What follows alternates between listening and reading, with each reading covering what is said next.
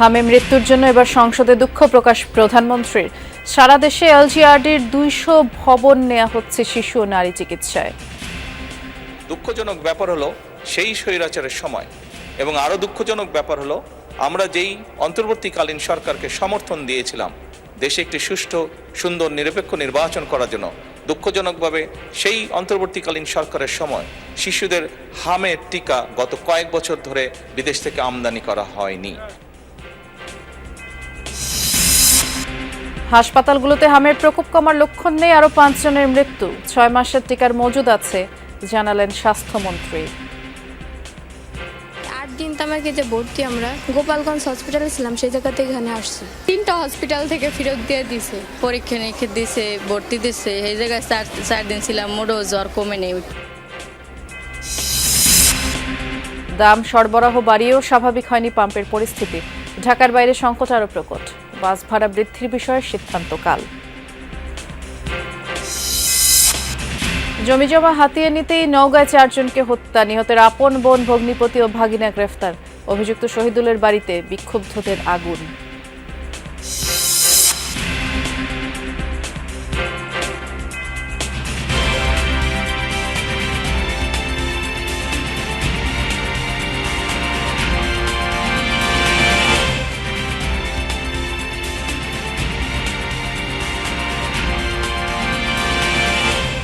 শুভেচ্ছা, আমন্ত্রণ যমুনা নিউজে। নুসরাত বৃষ্টির সাথে আছি। শিরোনামগুলো শুনছিলেন। হামে শিশু মৃত্যুর জন্য এবার সংসদে দুঃখ প্রকাশ করলেন প্রধানমন্ত্রী তারেক রহমান।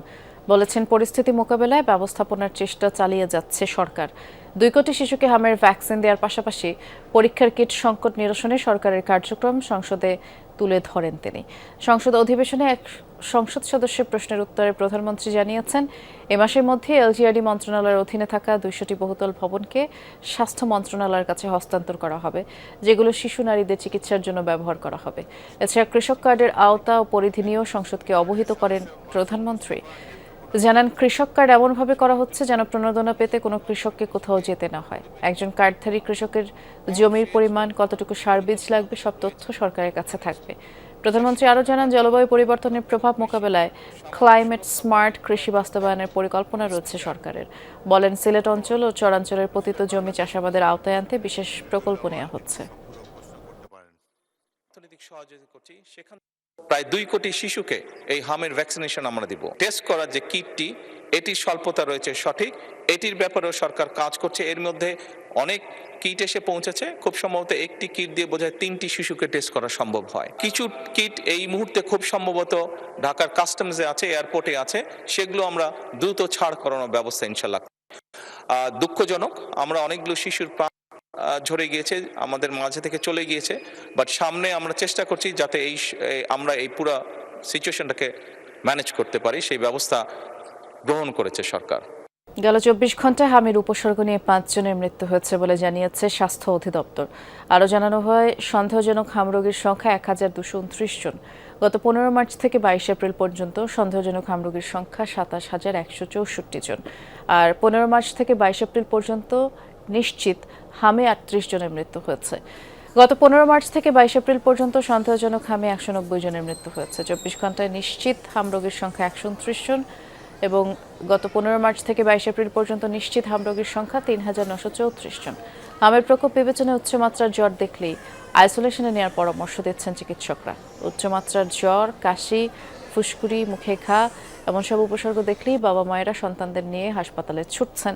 শিশুদের পাশাপাশি আক্রান্ত হচ্ছেন বড়রাও। মিটপুরে গেছি, সেই জায়গায় আমার পরীক্ষা নিরীক্ষা দিছে, ভর্তি দিছে। এই জায়গায় 4 দিন ছিলাম, মোটেও জ্বর কমে নেই একটু। তারপরে এই জায়গায় পাঠাইছে, এই জায়গায় আসার পরে এখন একটু সুস্থ আছে। হঠাৎ শরীরে র্যাশ ওঠা শুরু করছে। র্যাশ ওঠার সাথে জ্বর, প্রচুর জ্বরই কমে না।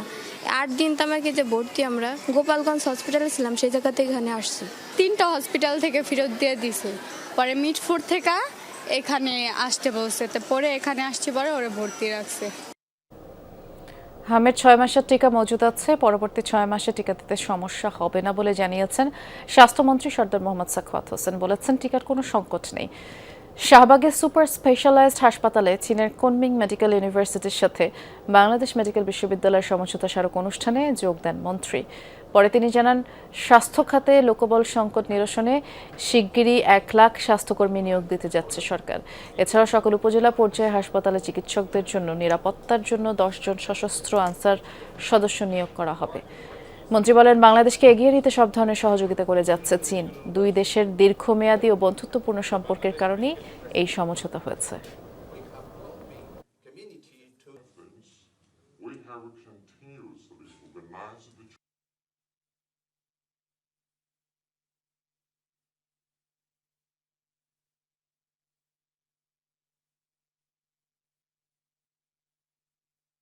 সমস্ত টিকা আমাদের হাতে আছে, কোনো প্রবলেম নেই এবং গ্রাম এলাকায় কাজ চলছে টিকা। এখানে কি স্টকে আছে? আমাদের স্টকে আছে এবং অন দ্য লাইন আছে পর্যাপ্ত পরিমাণ।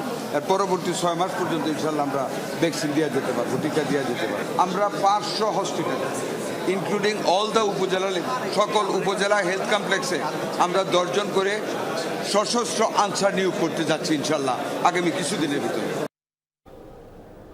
রাজধানীর পাম্পগুলোতে জ্বালানি তেলের সরবরাহ কিছুটা বেড়েছে, তবে দীর্ঘ অপেক্ষার যে লাইন সেটি এখনও আছে। তেলের দাম বাড়ানোর পাশাপাশি পাম্পগুলোতে অতিরিক্ত 20% সরবরাহের পরেও ভোগান্তি কমেনি। গত রাত থেকেই পাম্পে দেখা যাচ্ছে যানবাহনের দীর্ঘ সিরিয়াল, যা 1 থেকে 2 কিলোমিটার পর্যন্ত ছাড়িয়েছে। যান মালিক চালকরা বলছেন, কেউ সন্ধ্যা থেকে কেউ বা মধ্যরাত থেকে লাইনে দাঁড়িয়েছেন। সরকারি নির্দেশনা অনুযায়ী আজ থেকে ফুয়েল পাসধারীদের 1200 টাকার আর পাস না থাকা চালকদের 700 টাকার তেল দেওয়া হচ্ছে। এতে বাইক চালকদের তোপের মুখে পড়ছেন পাম্পের কর্মচারীরা। ঢাকার পাম্প মালিকরা জানিয়েছেন, জ্বালানি সরবরাহ বৃদ্ধির পর সংকট কিছুটা কমেছে। তেল না পাওয়ায় যানবাহনের সংখ্যাও কমেছে অর্ধেকের বেশি। আর সরবরাহের এই ধারা অব্যাহত থাকলে আগামী কয়েকদিনের মধ্যে সংকট কেটে যাবে বলেও প্রত্যাশা তাদের। ভোগান্তি কমে নাই, 2টার সময় লাইন দিয়েছে। এই সিরিয়াল পাওয়ার জন্য 2টার সময় লাইন দিয়ে সারা রাত বসে। 2টা পাম্পে ঘুরে আসছি, বলছে ওনারা তেল নাই, মানে লম্বা লাইন। আর এখন পর্যন্ত চোখে তো ঘুম নাই, খাওয়া দাওয়া কিছুই নেই আমাদের। পুরো বাংলাদেশ সিস্টেমেরই সমস্যা, আর কিছু বলার নেই। আমি গতকাল সন্ধ্যার পরে গাড়ি দাঁড় করায় রাখছিলাম। তাহলে আজকের মতো দেন, আমরা ফুয়েল কাট করবো কিভাবে? প্রতিদিনই মাইকিং করতেছি যে সবাই ফুয়েল কার্ড নিয়ে আসবেন, যাদের ফুয়েল পাস আছে। এদের লিমিট অনুযায়ী কতটুকু ঢোকে, যদি 1200 টাকা ঢোকে তাহলে 1200 টাকা লিমিট, আর না হয় 1500 টাকা লিমিট দিই আমরা। আর যাদের ফুয়েল পাস নাই তাদেরকে 500 টাকা দিচ্ছি। এদিকে রাজধানীর বাইরে জ্বালানি তেল সংগ্রহে গ্রাহকদের ভোগান্তি কাটছেই না। তেল সংকটে দেশের বিভিন্ন জেলায় সাময়িকভাবে বহু পাম্প বন্ধ রাখা হচ্ছে। বেশিরভাগ ফিলিং স্টেশনে রেশনিং পদ্ধতি বহাল রয়েছে, তবে অনেক জায়গাতেই আগের তুলনায় গ্রাহকদের কাছে বেশি পরিমাণের তেল বিক্রি করা হচ্ছে। এতে বাইকার সহ যানবাহন মালিক ও চালকদের মাঝে কিছুটা স্বস্তি ফিরেছে, তবে দীর্ঘ সিরিয়ালের কারণে ভোগান্তি পোহাতে হচ্ছে। এছাড়া চাহিদা মতো তেল না পাওয়ায় ক্ষোভ জানিয়েছেন অনেক গ্রাহক। রংপুর, চট্টগ্রাম, খুলনা, ময়মনসিংহ বিভাগের বিভিন্ন জেলার অনেক পাম্প তেল সংকটে বন্ধ রাখা হয়েছে। মালিকরা বলছেন, ডিপো থেকে যে পরিমাণ সরবরাহ মিলছে চাহিদার তুলনায় তা অনেক কম, যার ফলে দ্রুত সময়ের মধ্যেই মজুদ ফুরিয়ে যাচ্ছে। গতকালকে আমি দুর্গাপুরে ভোর 6টার দিকে ছিলাম, 6টা থেকে 4টে পর্যন্ত ছিলাম। ওখানে কোনো তেল পাইনি, 1 ফোঁটাও আমি তেল পাইনি। তেল তো নাই, দেশো তেল থাকলে ঠিক আমরা সিরিয়াল দাঁড়ানোর দরকার ছিল না। আমরা তো টাকার হিসাব করি না যে টাকা ঠিক আছে বাড়ছে দিতেছি, কিন্তু আইয়া তো সিরিয়ালে দাঁড়ানোর সময় লস আমাদের। প্রতিনিয়ত এরকম ভাবে হ্যারাসমেন্ট যদি আমরা হইতে, আমাদের যে কাজেরও ক্ষতি, সময়ের ক্ষতি। গভর্নমেন্ট যেন ফুয়েল কার্ডের মাধ্যমে সঠিক যারা ক্রেতা, যাদের প্রয়োজন তেল, তাদেরকে মাঝে যেন বিতরণ করে। পরিবহন ভাড়া বৃদ্ধির বিষয়ে আগামীকাল সিদ্ধান্ত নেওয়া হবে। দুপুরে সচিবালয় পরিবহন মালিক সমিতির সাথে বৈঠক শেষে সড়ক পরিবহন সেতুমন্ত্রী শেখ রবিউল আলম গণমাধ্যমকে কথা জানিয়েছেন। এর আগে মঙ্গলবার এক সংবাদ বিজ্ঞপ্তিতে বাংলাদেশ সড়ক পরিবহন মালিক সমিতি সরকারের আনুষ্ঠানিক সিদ্ধান্ত না আসা পর্যন্ত পরিবহন মালিক ও শ্রমিকদের বাস ভাড়া অপরিবর্তিত রাখার নির্দেশ দেয়। বলা হয়, সরকারের পক্ষ থেকে ভাড়া বৃদ্ধির কোনো প্রজ্ঞাপন জারি না হওয়া পর্যন্ত যাত্রীদের কাছ থেকে বর্তমান হারের চেয়ে বেশি ভাড়া আদায় করা যাবে না। মালিক সমিতি বলছে, পরিবহন খাত বর্তমানে ক্রমবর্ধমান আর্থিক চাপের মুখে রয়েছে। পরিবহনের ভাড়া বৃদ্ধির দাবি জানিয়ে আসছে সংগঠনটি। জমি হাতিয়ে নিতেই নওগাঁয় 5 বোনের পরিকল্পনায় হত্যা করা হয় হাবিবুর রহমান, তার স্ত্রী, 2 শিশুকে। সংবাদ সম্মেলনে এমনটা জানিয়েছেন পুলিশ সুপার।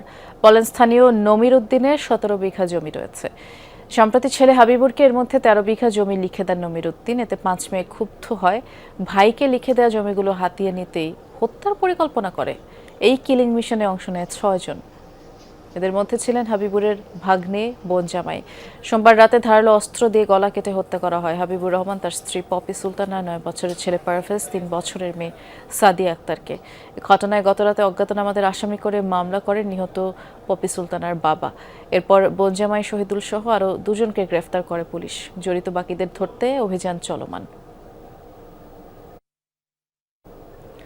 এ মাসেই ঢাকার আশুলিয়ায় খুন হওয়া ফয়সাল মোল্লাকে হত্যা করে তার আপন ফুফাতো ভাই বিপু, সাথে ছিল মাসুদ নামের আরও একজন। পূর্বশত্রুতা আর মাদক সংশ্লিষ্টতার বিরোধ থেকেই হত্যাকাণ্ড বলে জানিয়েছে পিবিআই। বিপুকে গ্রেফতার করলেও এখনও মাসুদের হদিস মেলেনি বলে জানিয়েছে সংস্থাটি।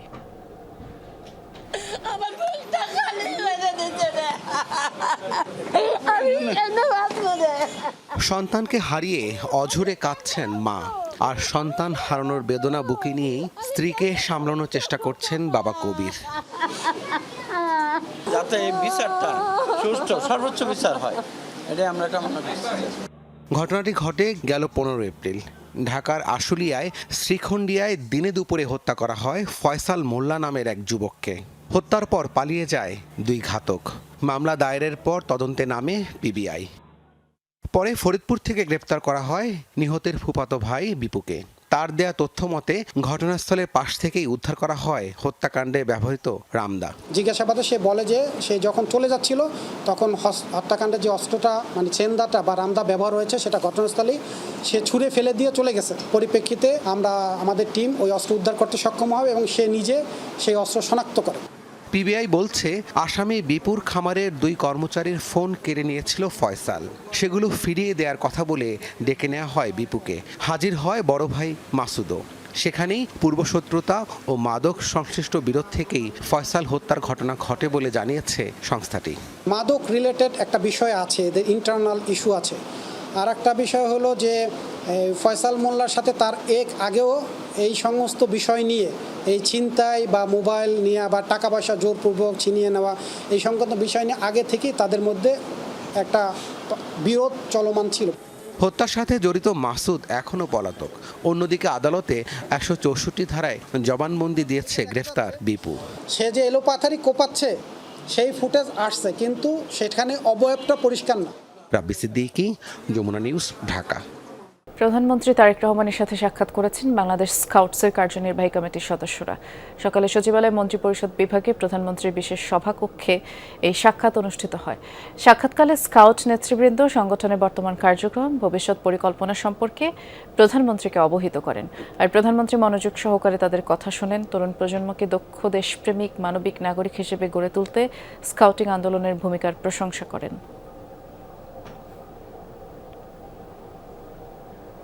এবছর 5 লাখ মেট্রিক টন ধান, 12 লাখ মেট্রিক টন সিদ্ধ চাল কিনবে সরকার। বোরো ধান ও চাল সংগ্রহের মূল্য নির্ধারণ পরিধারণ কমিটির বৈঠকে সিদ্ধান্ত হয়েছে। প্রতি কেজি বোরো ধান 36 টাকা আর প্রতি কেজি সিদ্ধ চাল 49 টাকা দরে কেনার সিদ্ধান্ত নেওয়া হয়েছে। সভা শেষে ব্রিফিংয়ে তথ্য জানিয়েছেন কমিটির সভাপতি স্বরাষ্ট্রমন্ত্রী সালাউদ্দিন আহমদ। জানান 1 লাখ মেট্রিক টন আতপ চাল 48 টাকা দরে আর 50,000 মেট্রিক টন গম 40 টাকা প্রতি কেজি দরে সংগ্রহ করা হবে। আর 3 মে থেকে শস্য সংগ্রহ অভিযান শুরু হয়ে 31 আগস্ট পর্যন্ত চলবে। জাতীয় চাহিদা 4 কোটি কত লক্ষ মেট্রিক টন? 24 লক্ষ মেট্রিক টন।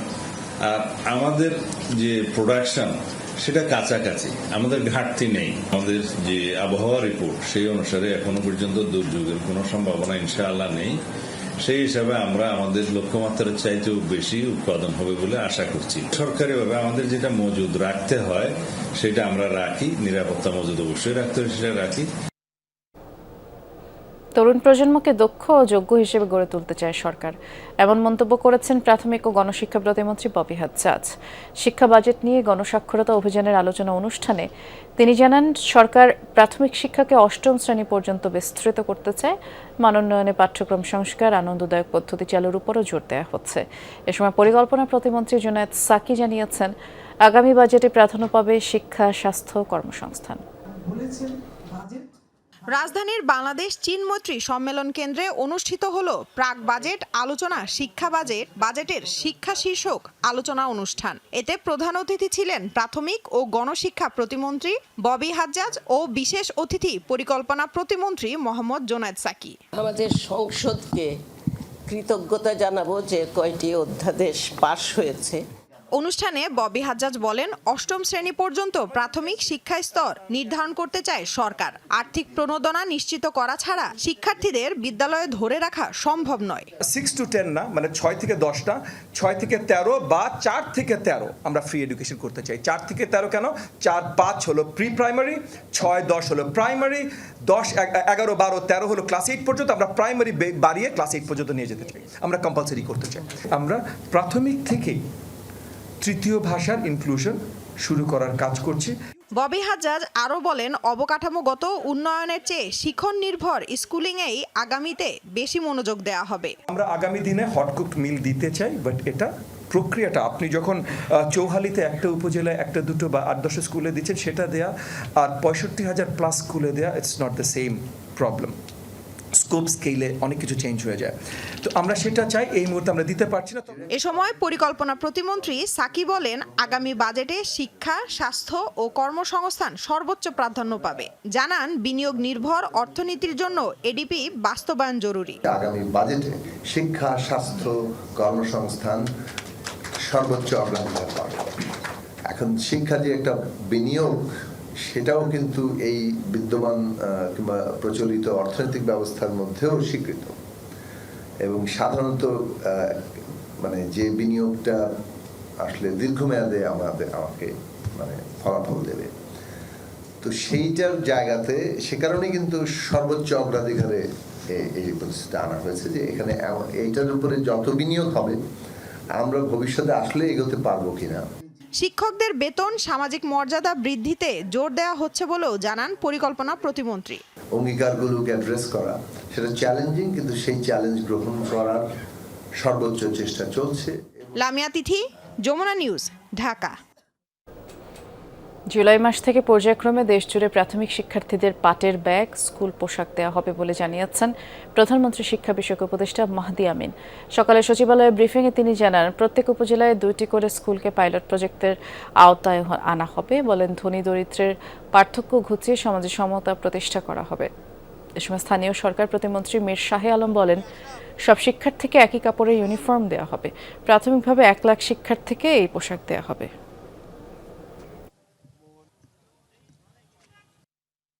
বাংলাদেশের একদম তৃণমূল থেকে শুরু করে সর্বোচ্চ পর্যায় পর্যন্ত প্রান্তিক এলাকায় আমরা ধাপে ধাপে এই একই ধরনের পোশাক, একই ধরনের ব্যাগ এবং দেশীয় উৎপাদিত পণ্য পৌঁছে দেবো ইনশাআল্লাহ। আমাদের নিজেদের উৎপাদিত যে কোনো পণ্য সারা বাংলাদেশে আমরা ছড়িয়ে দিতে পারবো। আমরা নিশ্চিত করতে পারবো যে সেখানে একটা ধনী এবং দরিদ্র মাঝে যে পার্থক্য সেটা কমে আসে, সমাজের ভিতরে সমতা নিশ্চিত হয়, সমাজের ভিতরে ন্যায্যতা নিশ্চিত হয়।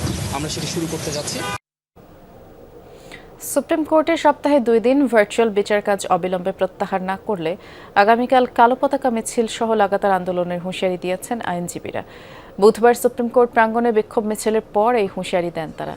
আইনজীবীরা এই সময় বলেন, ভার্চুয়াল শুনানির ফলে অনেক গুরুত্বপূর্ণ মামলা নষ্ট হওয়ার শঙ্কা দেখা দিচ্ছে, বিচারের নামে প্রহসন হচ্ছে বলে দাবি করে তারা বলেন, বিচারিক কর্মঘণ্টা নষ্ট হচ্ছে, তাই অবিলম্বে ভার্চুয়ালি বিচার কাজ প্রত্যাহারের দাবি জানান তারা। এর আগে আইনজীবীরা সুপ্রিম কোর্ট প্রাঙ্গণে বিক্ষোভ মিছিল করেন।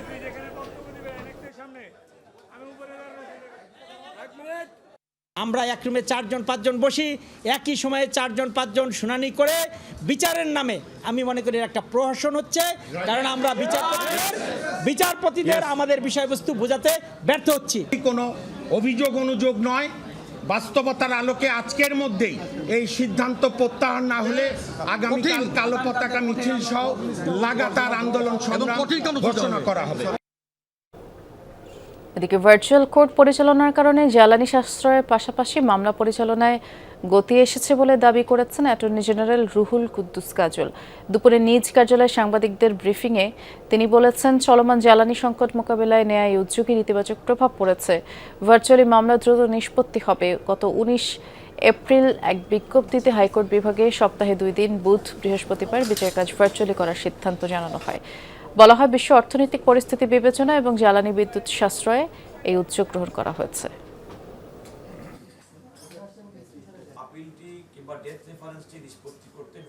হাইকোর্ট বিভাগ নয়, সারা দেশের প্রত্যেকটি আদালতও কিন্তু একটা পর্যায়ে কিন্তু ভার্চুয়ালি তথ্য প্রযুক্তির মাধ্যমে অনলাইনে চলার একটা চলছিল।